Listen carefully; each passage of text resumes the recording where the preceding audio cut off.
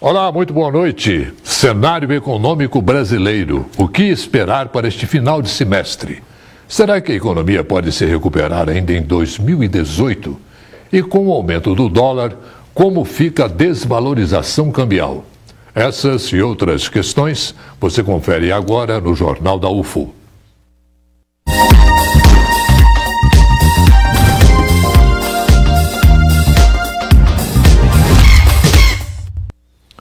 Você sabe o que significa taxa de câmbio desvalorizada? Se o dólar está mais caro que o real, o que isso muda na prática? Nós vamos entender um pouco na reportagem. Para ter uma nota de $100, você gastaria praticamente 4 de R$100. Isso é desvalorização cambial. Nem sempre foi assim tão caro, mas nos últimos 3 meses a tendência é essa. Nosso dinheiro vale cada vez menos que a moeda norte-americana. O que determina a taxa de câmbio ou o preço do dólar é o caminho que ele faz de entrar ou sair do país. No final das contas, a gente tem uma desvalorização cambial se a gente tem uma saída líquida de dólares do nosso país. Se estão saindo mais dólares do nosso país, significa que a nossa moeda vai se desvalorizar. Pelo contrário, se a gente tem uma entrada maior de dólares do que aquilo que sai, a gente tem uma valorização cambial. Para fazer pão francês, compramos trigo de fora e pagamos em dólar. Ou seja, importação é dinheiro saindo.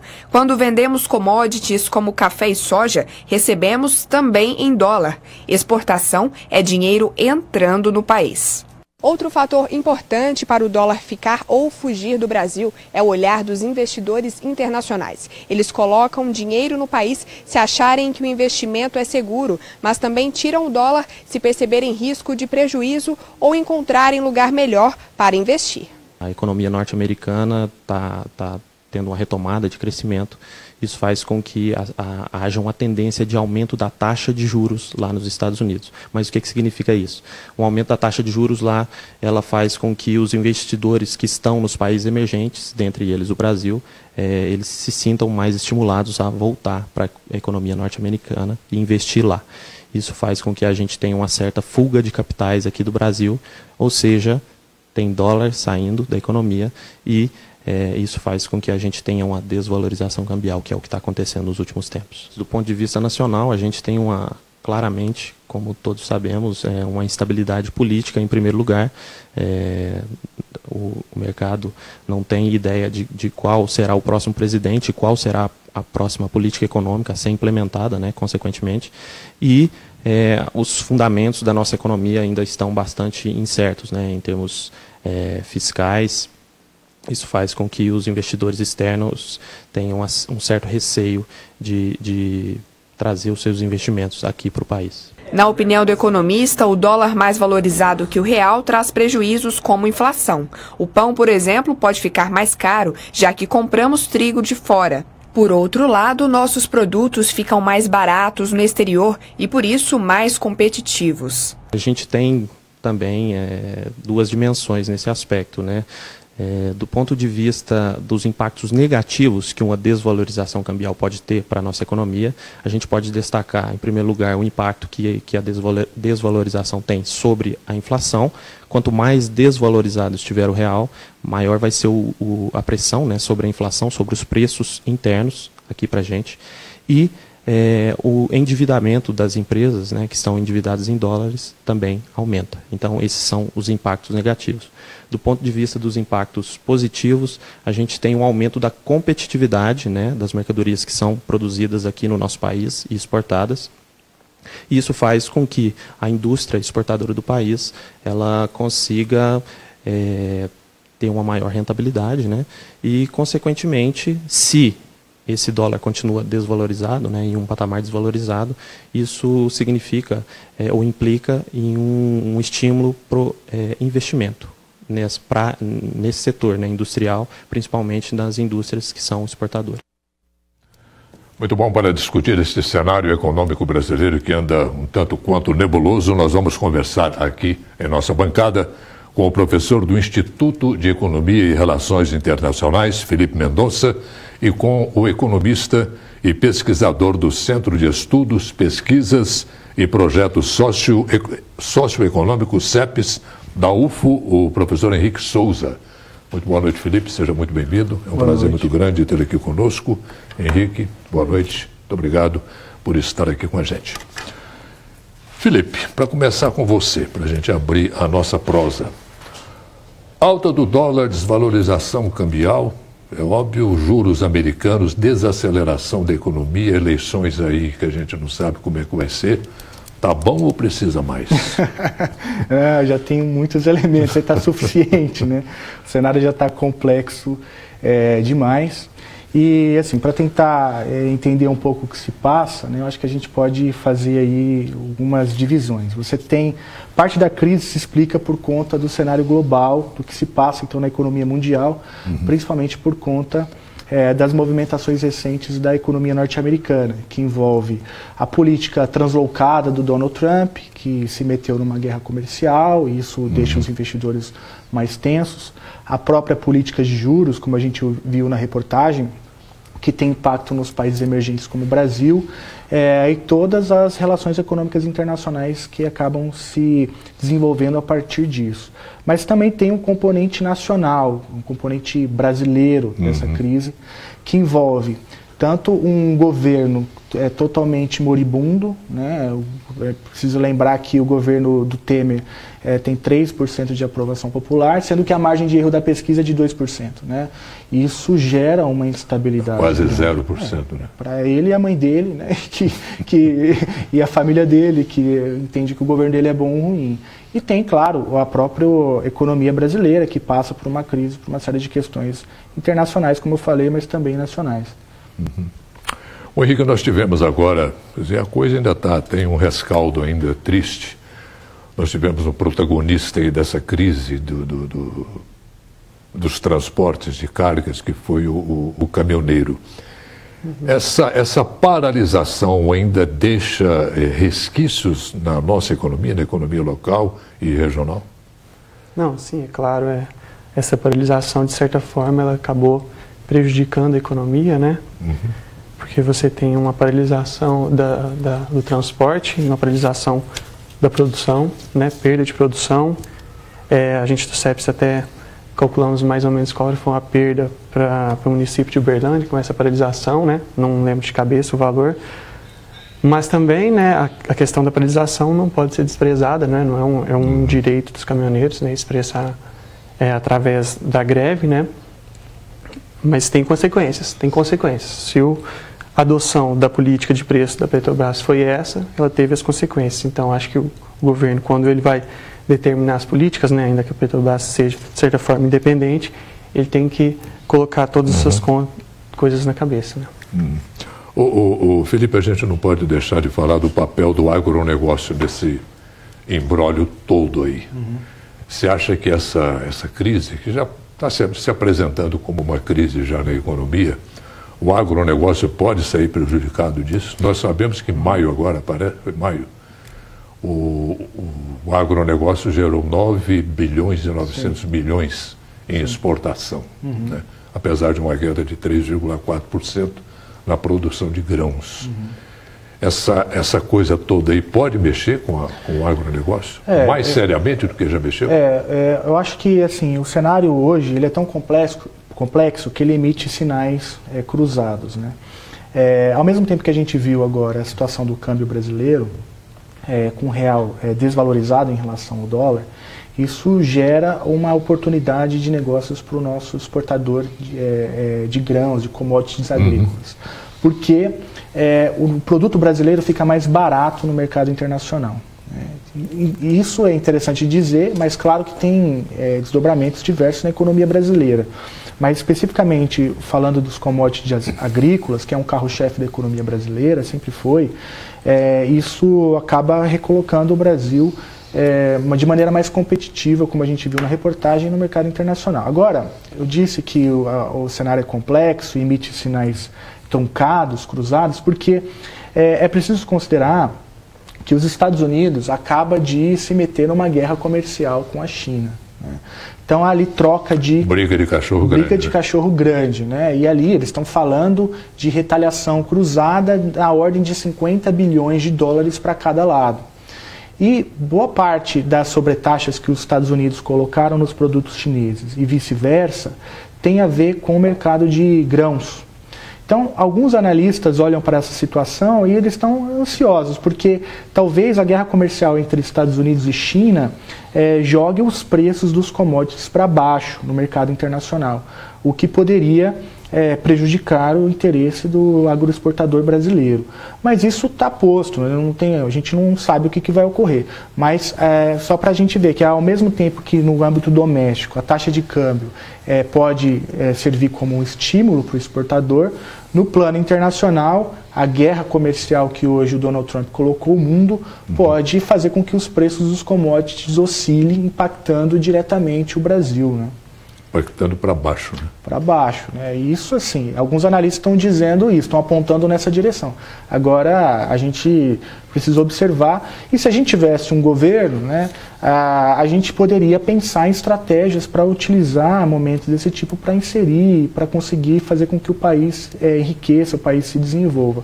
Mas se você colocar nessa equação o governo moribundo, como eu mencionei agora há pouco, a gente fica sem qualquer instrumento, né, de política de modo a fazer com que o Brasil passe por essa onda de incertezas de maneira mais ou menos ali tranquila. Essa encrenca que o Trump procurou com a China, os estilhaços certamente já estão caindo aqui no Brasil. Quais os impactos mais pesados que teremos na economia em função disso? Eles ainda precisarão ser mensurados, mas assim, falando do que dá para dizer assim, de maneira mais ou menos tranquila. Um dos carros-chefes também da economia brasileira, além desses que eu mencionei, é o setor siderúrgico. Então o Brasil é conhecido mundialmente por exportar minério de ferro. E uma das sobretaxas, um dos produtos que o Trump escolheu para sobretaxar foi justamente o setor siderúrgico. Então, a gente precisa saber agora qual o impacto que isso vai ter no nosso complexo industrial ligado ao setor siderúrgico. Mas é fato que haverá um impacto.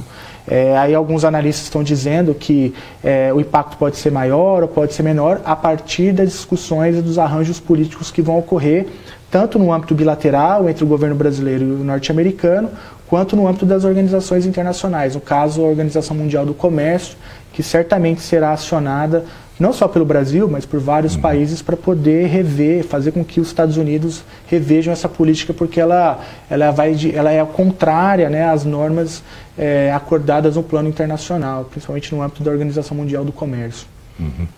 O Henrique, a gente sabe que a migração que o Uberlândia sofre por causa de sua hegemonia econômica, essa coisa toda.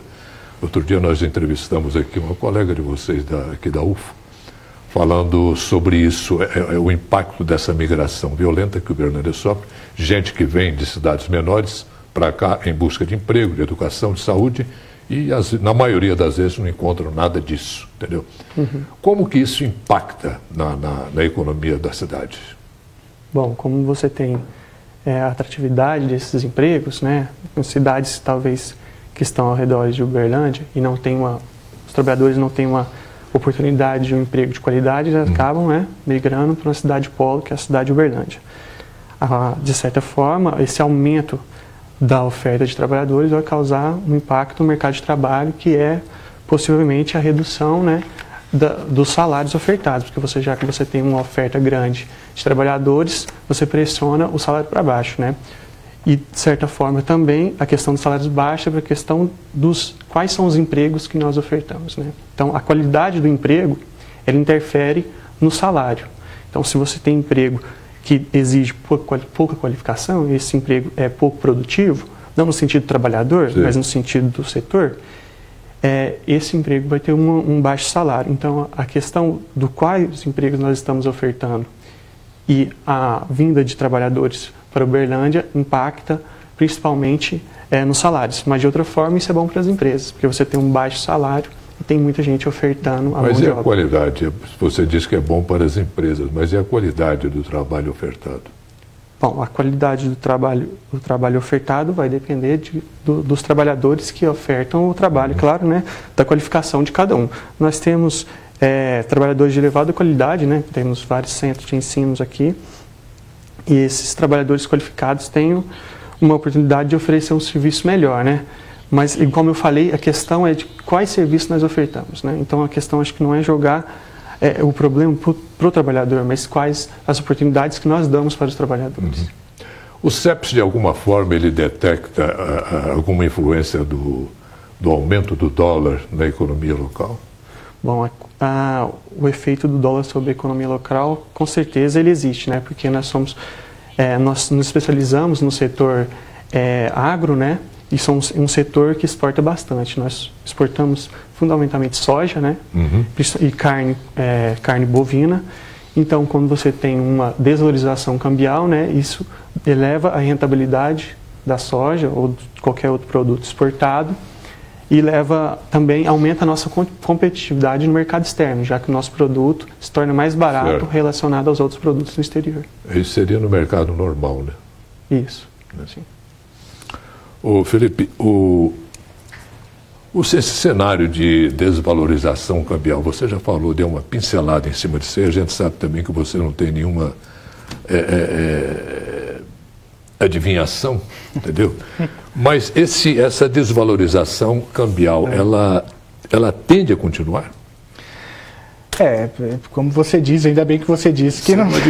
Eu sei. Mas o cenário, pelo menos o que os analistas, os especialistas estão dizendo, é que há uma tendência de desvalorização um ciclo aí razoável de tempo. Até agora, o nosso Banco Central tem conseguido amortecer um pouco essa tensão. Agora, a questão é até quando nós conseguimos amortecer esse impacto. Quando vai dar conta de comprar dólar. Até quando, alguns analistas dizem que a gente já está no limite, né? Então, a coisa de mais uma semana ou duas, a gente já não haveria mais gordura para queimar. Mas, como o valor do dólar depende bastante da política do Trump, e como o Trump tem se mostrado um sujeito imprevisível, em 2 semanas muita coisa pode acontecer, né? Ali é complicado. Bem imprevisível, né? Ele usa como uma estratégia também, né? O Trump é conhecido como um negociador que, a gente brinca, né, que é o tipo de negociador que joga a galinha no tabuleiro do war, né? Faz um estardalhaço e aí confunde os seus adversários para depois poder rearticular e fazer uma negociação mais interessante para ele. Bom, ele usou a estratégia agora com a Coreia do Norte, parece que deu algum resultado, né? Vamos ver, né? A gente volta já com o nosso debate. Será que vem frio por aí? Veja na previsão do tempo.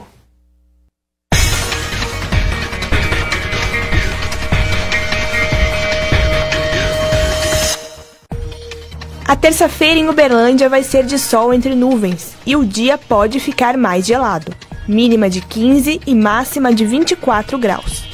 Em Patos de Minas, o dia fica nublado, mas não deve chover. As temperaturas variam entre 15 e 24 graus. Terça-feira parcialmente nublada em Monte Carmelo. Os termômetros marcam entre 13 e 27 graus. Em Ituiutaba não há previsão de chuva, mas o sol pode se esconder. Mínima de 15 graus e máxima de 29. Já em Patrocínio, o dia vai ser mais frio. Os termômetros podem marcar até 9 graus e a máxima fica nos 22. Não deve chover. Dólar turismo e dólar comercial. Existe diferença entre os dois? Qual está mais caro? Saiba depois do intervalo. O Jornal da UFO volta já.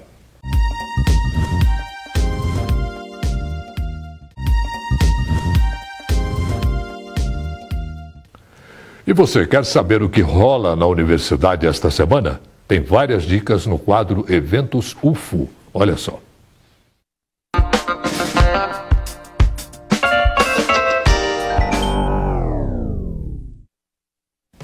Olá, tudo bem? Hora de se programar para participar dos eventos que acontecem nos próximos dias na universidade. Começou hoje e vai até amanhã o 3º Fórum Técnico Ambiental, realizado pela Escola Técnica de Saúde da UFO. O tema do evento é agroecologia e tem a presença confirmada de pesquisadores da área e de produtores rurais que usam a técnica. O público-alvo são alunos do ensino técnico, graduação e pós-graduação da área ambiental, docentes e pessoas interessadas no tema. As inscrições são gratuitas e podem ser feitas no local do evento. Na quinta-feira, dia 21, tem o Dia do Engenheiro Florestal. A segunda edição do evento no campus Monte Carmelo busca fortalecer a identidade da profissão através do contato com profissionais e pesquisadores em palestras e minicursos.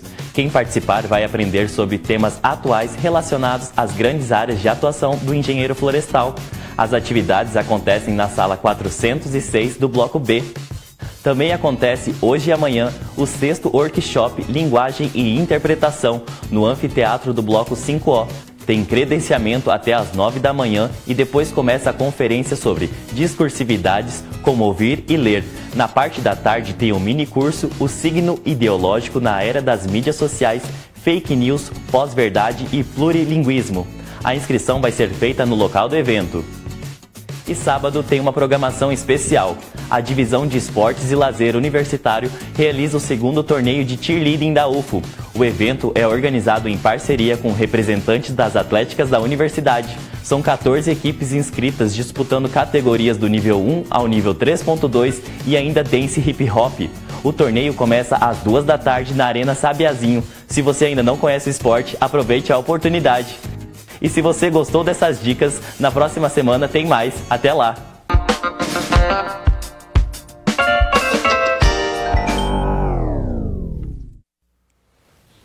Muito bom, Felipe, conforme nós vimos aí na chamada do bloco, a gente ouve falar de dólar turismo e dólar comercial. É uma pergunta meio básica, mas muita gente não sabe o que significa. Qual é a diferença entre os dois, o comercial e o turismo? Qual que está mais caro e por que fica mais caro?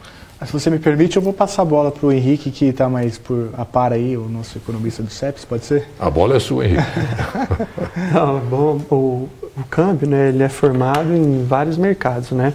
Ele é formado no mercado primário, que é aquele que a gente tem acesso, ele é formado no mercado interbancário, aquele que o Banco Central conversa com os outros bancos, e no mercado futuro, né? Então, o dólar comercial, ele é mais barato, né? E ele é aquele determinado pela interação entre os bancos e o Banco Central. É o dólar do dia a dia.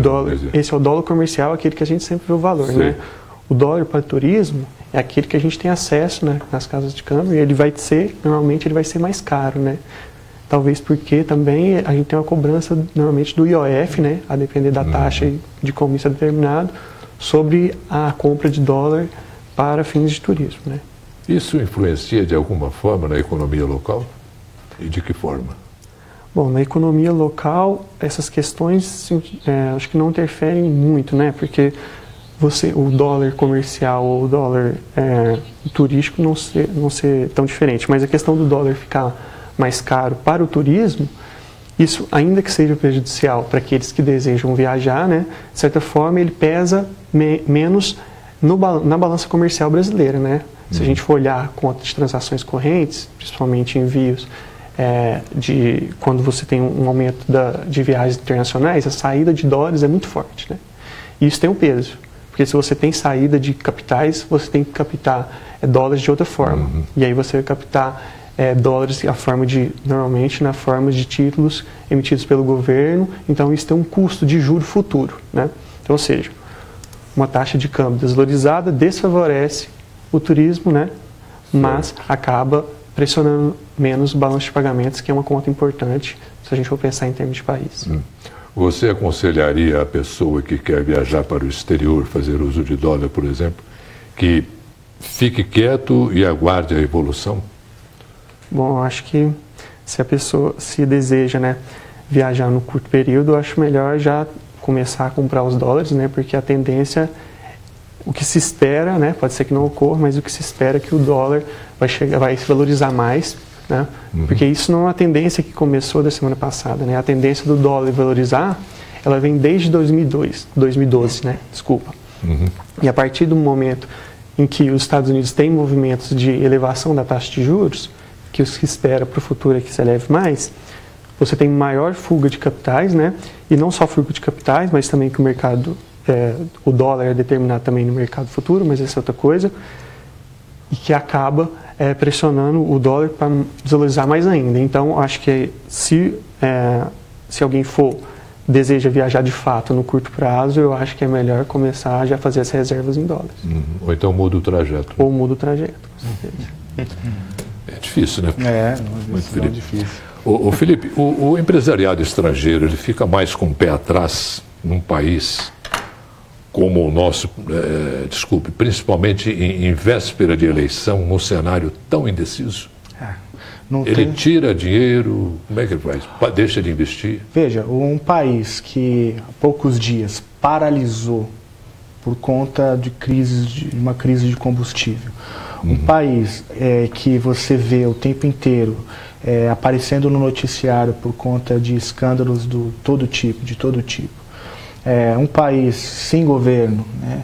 Um país onde alguns nomes na corrida eleitoral apontam aí para tensionamentos muito graves, né? Um país que não tem estabilidade das suas contas, né? Esse país, ele é um país complicado para se investir. Não oferece segurança para nenhum investimento. Porque todo investidor quer o quê? Rentabilidade e risco baixo. O Brasil hoje é um país onde a rentabilidade está em risco e o risco do investimento é alto por conta de todos esses elementos que eu mencionei.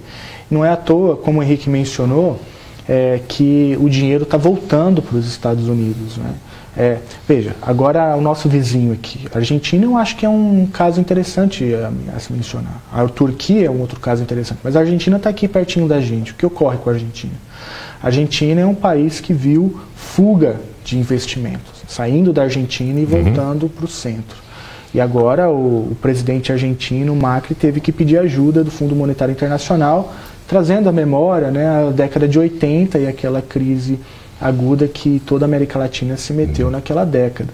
Então, acho que o caso argentino é um caso que a gente tem que olhar com muita atenção, porque embora a Argentina seja muito menor e não tenha os mesmos recursos que o Brasil tem, eu acho que o caso argentino dá algumas pistas aí do que pode vir a ocorrer com o Brasil, caso o Brasil não resolva, né, a sua política rapidamente. Quando você fala governo inerte, isso podemos falar dos três poderes, do legislativo também? Olha, eu acho que essa é uma constatação muito importante, porque assim, a crise é uma crise do executivo, todos nós sabemos disso, né? O Michel Temer é um governo extremamente questionado e ilegítimo, como eu já mencionei. Tem a crise do legislativo, que todos nós vemos também todos os dias, o nosso corpo de legisladores envolvidos nos mais diversos tipos e escândalos de corrupção. Mas também tem a crise do judiciário, que contribui para a instabilidade do país, né? Isso eu acho interessante colocar o judiciário nessa equação, porque ele é tão parte da crise como os outros dois poderes, cada um, claro, com a sua especificidade na crise. Mas o judiciário, veja, as normas mudam, o STF fala uma coisa, a primeira instância fala outra coisa, os caras brigando por bolsa aquilo, ajuda aquilo outro. Há uma insegurança jurídica no país também, que contribui para a crise. E esse custo tem que ser cobrado da conta do Poder Judiciário. Ô Henrique, fala-se muito que Uberlândia é uma cidade barata, custo de vida relativamente barato. Você concorda com isso? O CEPS sempre faz esse levantamento, né, do custo de vida local. Tem uma comparação com outras cidades paralelas à de Uberlândia? Bom, nós não temos um estudo específico, né, ainda sobre a comparação entre o custo de vida de Uberlândia e outras cidades, né? Mas eu acho que o que a gente pode observar é que os preços aqui em Uberlândia não são tão baratos assim, né, se comparado a grandes cidades, né? E se comparado a pequenas cidades, nossos preços são mais elevados, né? O que leva a um custo maior de vida, né? E aquele caso que você falou da migração, o trabalhador vem para cá, né, trabalhar, não tem um emprego de qualidade, que eu falo baixa remuneração e um custo de vida elevado, que leva a uma problematização e outras questões que têm impacto sobre questões sociais, né? Você já falou, mas eu gostaria que você desse uma reforçada. Qual o impacto do aumento do dólar na economia das pessoas, na economia doméstica, por exemplo? Bom, na economia doméstica, o que é, né? Como já foi falado, mas repetindo para haver um melhor entendimento, houve a desvalorização do câmbio, né? E isso vem ocorrendo, e isso impacta direto nas importações, né?